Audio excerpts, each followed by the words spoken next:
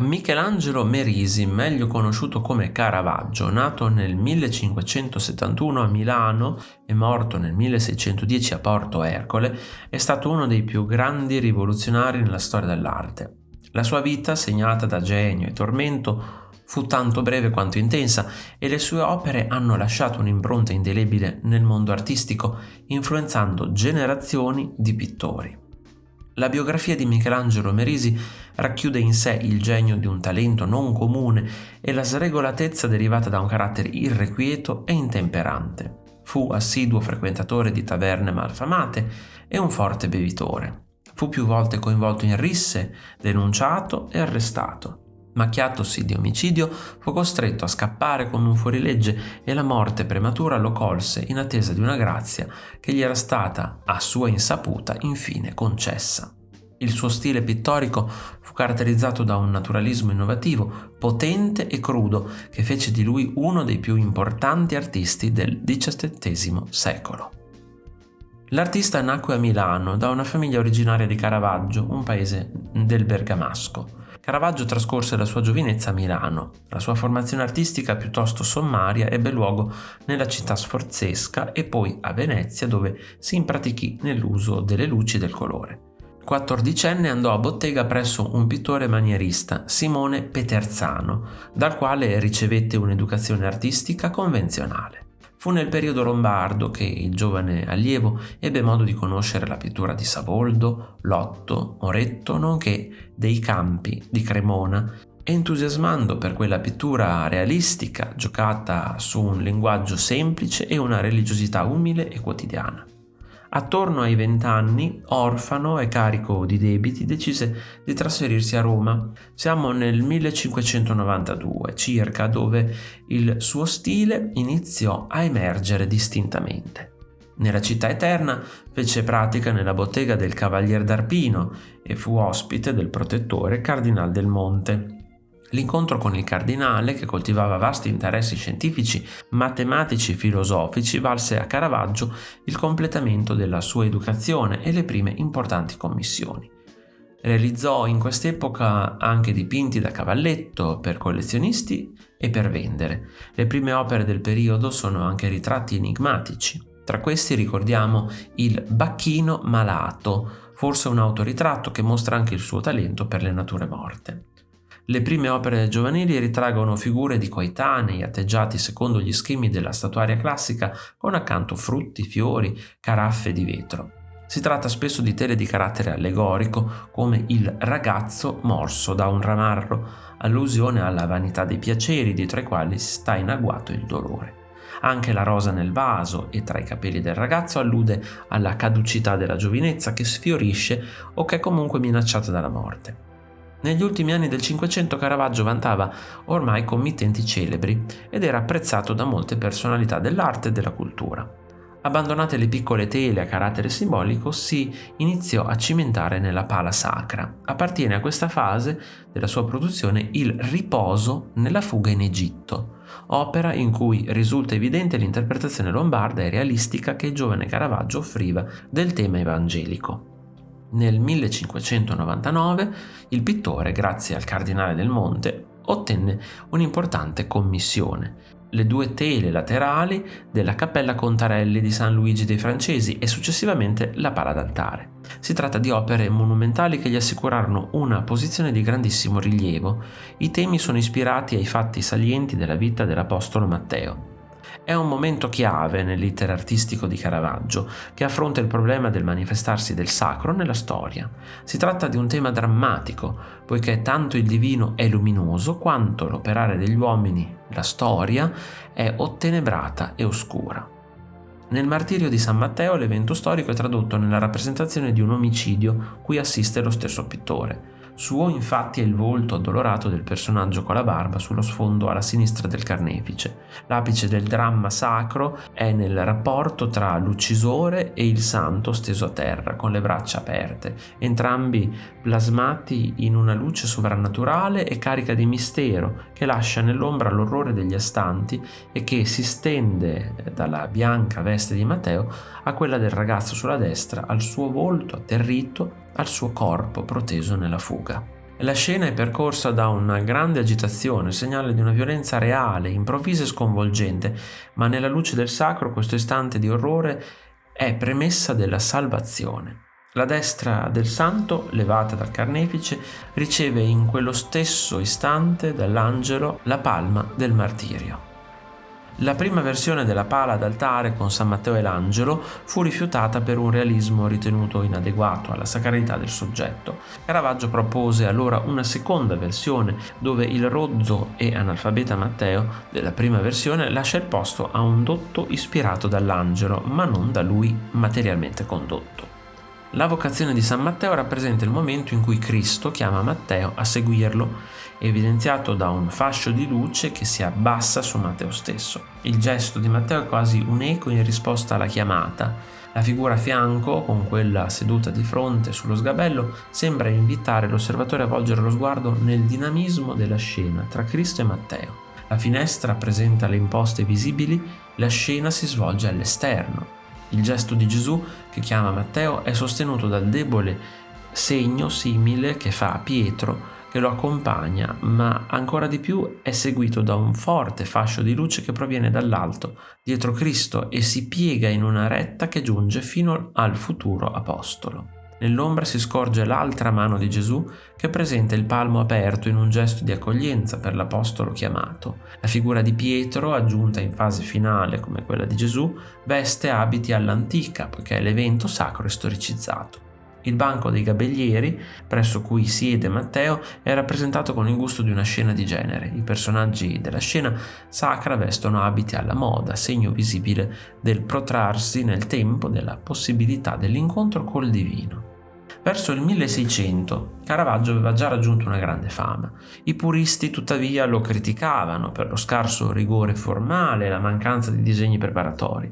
Ottenne prestigiose commissioni per opere religiose, ma alcune furono rifiutate dai committenti perché considerate troppo realistiche. Il suo approccio originale, caratterizzato dall'uso del chiaroscuro in funzione espressiva e da una grande carica drammatica, era in grado di parlare alle persone comuni e ben si coniugava con lo zelo della predicazione controriformista. Caravaggio è celebre per il suo uso rivoluzionario della tecnica del chiaroscuro, con il quale portava in primo piano giochi di luce e ombra intensi. Questo stile contribuisce a creare drammatizzazione nelle sue opere e a esaltare la tensione emotiva dei soggetti. Le novità artistiche del XVII secolo si delineano grazie all'intervento di Caravaggio, all'osservazione della natura e alla restituzione di essa che l'artista fa, aprendo la via al naturalismo. È un momento delicato per questo tipo di rivoluzione che in effetti incontrerà una certa opposizione da parte della critica. Gran parte degli artisti del tempo, senza negare la natura, preferisce dominarla e sottometterla a particolari regole, anche morali, dipendenti dall'idea di bellezza e dal decoro, principio imprescindibile in ambito artistico soprattutto negli anni seguenti il Concilio di Trento. Il naturalismo intende osservare, imitare la natura, con un'attenzione tale da porre sullo stesso piano ogni elemento del mondo sensibile dalla figura umana agli oggetti inanimati, senza cercare di modificarne l'aspetto al fine di maggior decoro, ma solo eventualmente per essere più vicini alla mimesis, all'imitazione della realtà naturale.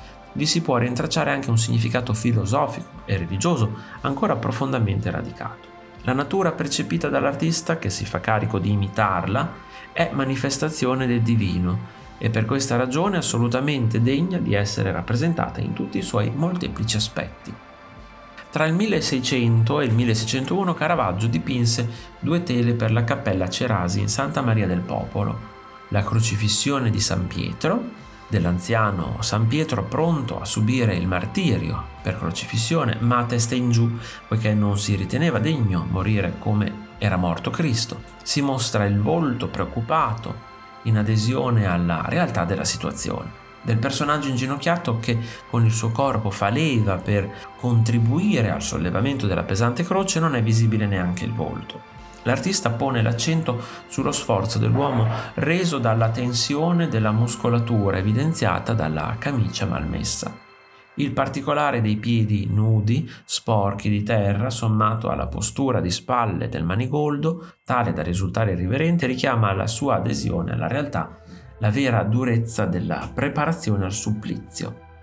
La celebre conversione di San Paolo, che nella seconda versione risolve la rappresentazione della divinità in una luce simbolo della grazia che scende sul peccatore, che improvvisamente irrompe dall'alto riflessa sul santo dall'imponente dorso del cavallo.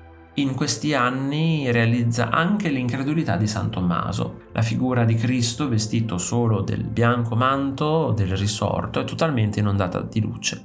Nascondendo sapientemente l'origine di tale luce, Caravaggio la carica di valore spirituale. È attraverso di essa che nel dipinto si traccia il percorso del riconoscimento della verità. L'apostolo Tommaso, che per credere deve essere accompagnato con mano a toccare, ha il corpo solo parzialmente in ombra. La mano di Gesù, che porta alla conoscenza, è completamente illuminata.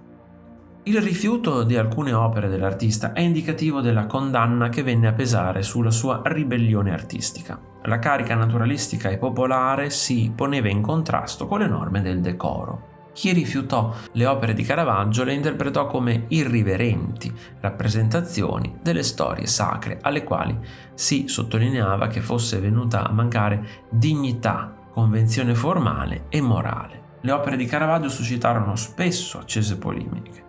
Alcuni suoi dipinti vennero considerati blasfemi dagli stessi committenti in quanto eccessivamente realistici. Alcuni esempi: la Madonna dei Palafrenieri. Il dipinto, richiesto per il nuovo altare dedicato a San Michele Arcangelo nella Basilica di San Pietro per i Palafrenieri pontifici, venne rimosso dopo solo un mese dalla consegna. Le ragioni del rifiuto, per cui l'opera poi entrò nella collezione borghese, non sono del tutto chiare. Forse per ragioni teologiche o forse perché la cappella per i Palafrenieri non venne mai consegnata. Per la figura di Maria, così partecipe nell'insegnare a Gesù e che contrasta fortemente con la passività di Sant'Anna, ricorre il volto della modella Lena, più volte presente nelle opere di questi anni. La figura di Sant'Anna, madre della Vergine e patrona dei Palafrenieri, è rappresentata con aspetto ieratico, immobile come una statua, con il capo inclinato e pensieroso nell'osservare il gesto di Maria col bambino. Le sue mani, intrecciate e abbandonate verso il basso, indicano tristezza, lasciando le figure emergere dal fondo buio di un ambiente domestico qualunque. Dall'alto scende una luce di cui non si conosce la fonte e che illumina il bambino con forza e significato soprannaturale. La morte della Vergine fu rifiutata dalla Chiesa non soltanto perché la modella che Caravaggio aveva utilizzato era una prostituta, ma anche perché il dipinto mostrava la morte della Vergine con un naturalismo eccessivamente umano e crudo che si esemplifica nel ventre gonfio, nelle gambe nude. Il dipinto, realizzato per la chiesa di Santa Maria della Scala dei Carmelitani Scalzi a Trastevere, non venne accettato dai committenti e ancora prima di essere esposto fu messo in vendita.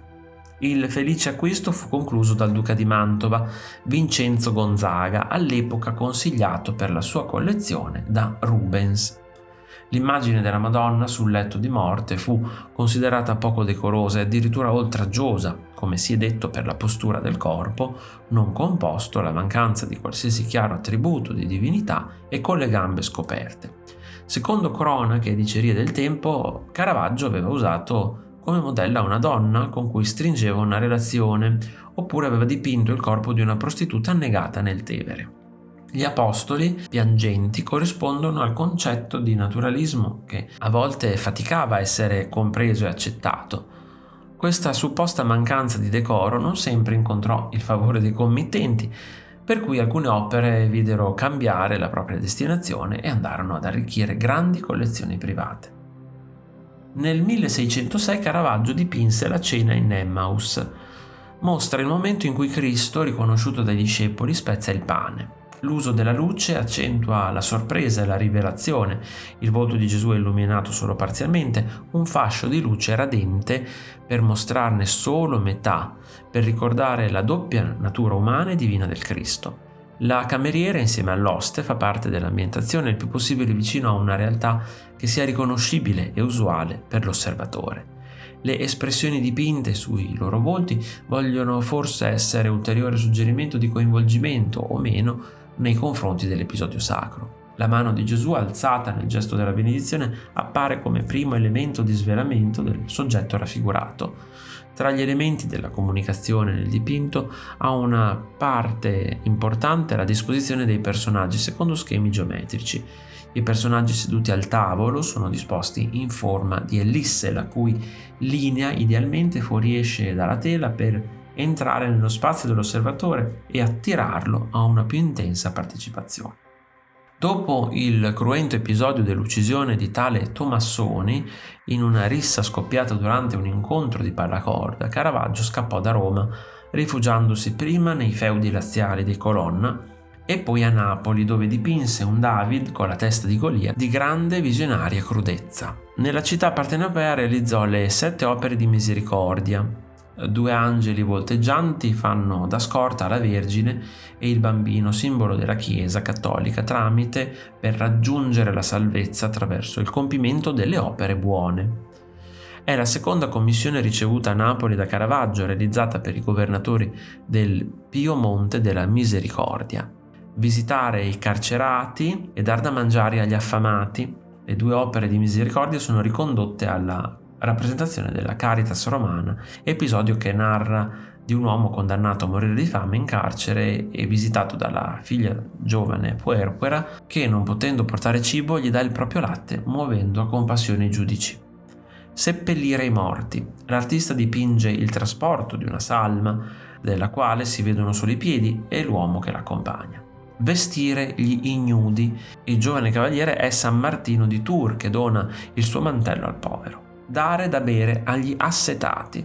Sansone beve dalla mascella dell'asino. Ospitare i pellegrini. Un oste indica l'alloggio a un pellegrino. Il tema del taglio della testa ritorna nella Decollazione del Battista, opera eseguita a Malta. 2 prigionieri assistono alla decapitazione da dietro le sbarre della loro cella. La lama di luce che ne colpisce un braccio e i volti ha la capacità di avvicinarli alla scena nel primo piano compositivo. Il corpo di Giovanni è appena coperto dalla pelle di animale, povero abito dell'eremita, ed ha un manto rosso, il colore del martire. Un'architettura è elemento piuttosto insolito nelle opere di Caravaggio, che preferisce non definire chiaramente l'ambientazione delle sue scene. Colpisce l'accuratezza con cui è trattata e la corrispondenza geometrica studiata con la collocazione nello spazio dei personaggi in primo piano. Le espressioni dei personaggi paiono quelle di attori di un dramma che deve svolgersi per una volontà superiore. Nella calibrata composizione di tutta l'opera, il gruppo delle figure protagoniste della tragedia è composto simmetricamente in un semicerchio dove i personaggi al centro sono in piedi e quelli laterali chinati. Col sangue che sgorga dalla testa decollata del Battista, Caravaggio ha tracciato l'unica firma che conosciamo nelle sue opere. A Malta fu ammesso nell'ordine dei Cavalieri di San Giovanni, ma scoperto come assassino venne imprigionato. Evaso raggiunse la Sicilia, fermandosi prima a Siracusa, poi a Messina e a Palermo. Le opere siciliane, spesso incompiute a causa delle traversie subite, hanno un suggestivo carattere immateriale. La resurrezione di Lazzaro è indicativa delle ultime intuizioni dell'artista in tema di pittura sacra. Il dramma è sviluppato in un clima irreale, quasi spettrale. Il mutato rapporto spazio-figura vede i personaggi piccoli in un ambiente vuoto e oppressivo. I gesti concitati diventano sintomo di grande tensione emotiva. Quello taumaturgico di Cristo dà avvio a un susseguirsi di moti e sentimenti che lo stupore degli astanti, l'incredulità dei becchini, il chinarsi di Maddalena sul volto del fratello Lazzaro. Questi, a braccia aperte, con la mano destra tesa in direzione di Cristo, sembra voler attingere vita attraverso la luce, ma il suo corpo possiede ancora la pesante rigidità di un cadavere. La figura di Lazzaro, in lotta tra morte e vita, tra accettazione e rifiuto della grazia, non è esente da riflessi autobiografici. Frequenti pensieri di morte e probabili sensi di colpa, sopraggiunti dopo l'assassinio e la fuga da Roma, dovettero condizionare la meditazione di Caravaggio circa una possibile o impossibile salvezza. La morte colse Caravaggio nel 1610 a Porto Ercole, sulla via del ritorno a Roma, senza poter ricevere la notizia della grazia concessagli da Papa Paolo V. Non aveva ancora 39 anni. Caravaggio ha ispirato diversi film e documentari sulla sua travagliata e turbolenta vita. Ricordiamo lo sceneggiato Rai Caravaggio, diretto da Silverio Blasi, andato in onda in 3 puntate nel 1967. La vita tormentata e geniale del grande artista viene raccontata con rigore storico, reso intenso dalla sceneggiatura firmata da Andrea Barbaro e Ivo Perilli. Caravaggio è interpretato dal giovane Gian Maria Volonté, che incarna bene l'eccellente e geniale artista contraddistinto da un'indole violenta e aggressiva. Ma anche il film Caravaggio di Derek Jarman, regista e sceneggiatore britannico che ha creato un'opera davvero unica, ispirandosi alla vita di questo celeberrimo artista. Questo film del 1986 non è una classica autobiografia, ma ripercorre vari momenti della vita di Caravaggio, compiendo salti temporali e presentandoci una storia per niente lineare. Inoltre sono presenti molte parti realizzate lavorando più con la fantasia che con precise documentazioni storiche.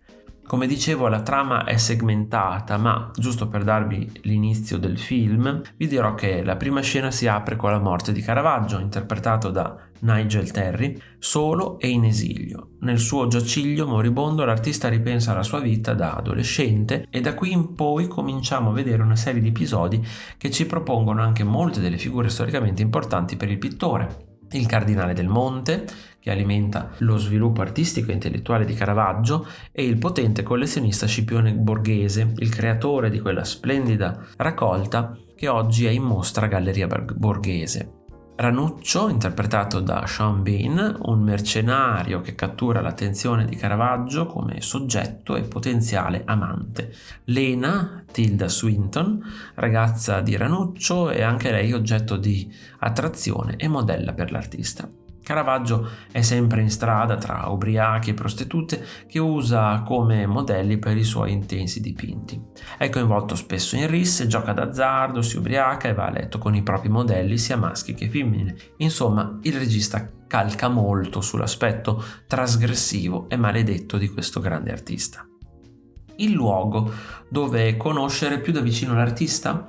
Ovviamente Galleria Borghese a Roma, museo con un gran numero di opere dell'artista. La villa in cui è ospitato il museo fu costruita dal cardinale Scipione Borghese come casa di campagna e come luogo di custodia della sua magnifica collezione d'arte. Scipione fu il primo grande protettore di Bernini e nella raccolta vi sono importanti suoi lavori giovanili di scultura. Scipione fu anche uno dei primi ammiratori di Caravaggio, che sostenne più di qualunque altro collezionista. Fu anche spietato nell'utilizzo del suo potere e della sua influenza per acquistare le opere desiderate. Dopo Scipione, altri membri della famiglia contribuirono allo sviluppo della collezione che, a seguito di difficoltà economiche, passò nel 1807 al cognato di Napoleone Bonaparte. Nel 1902 edificio e contenuto furono acquistati dal governo italiano. L'influenza di Caravaggio sulla pittura barocca fu monumentale. Artisti come Artemisia Gentileschi, Rubens e Rembrandt furono profondamente influenzati dal suo stile.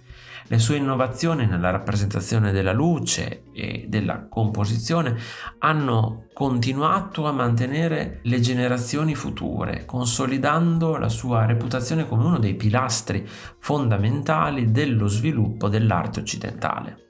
Caravaggio rimane una figura studiata intensamente, celebrata per la sua arte e per il suo approccio rivoluzionario alla pittura, che ha cambiato il corso dell'arte europea.